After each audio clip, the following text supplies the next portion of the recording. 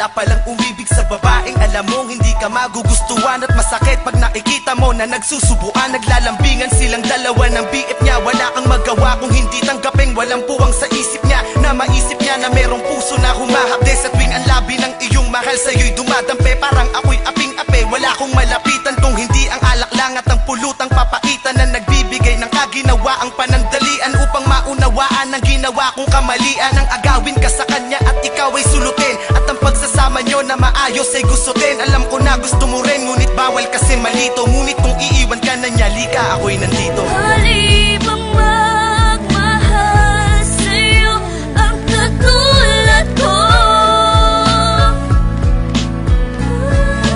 Kahit pa na alam ko may nagmamay-ari sa'yo.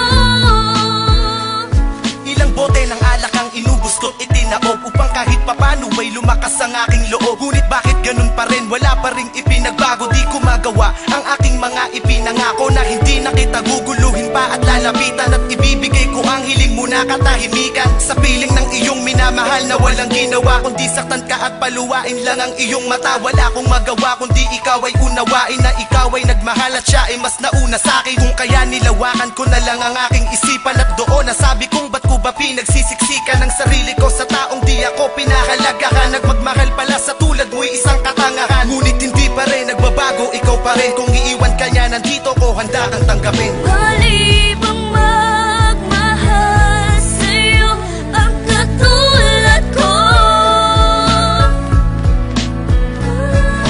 Kahit pa na alam ko may nagmamay-ari sa'yo.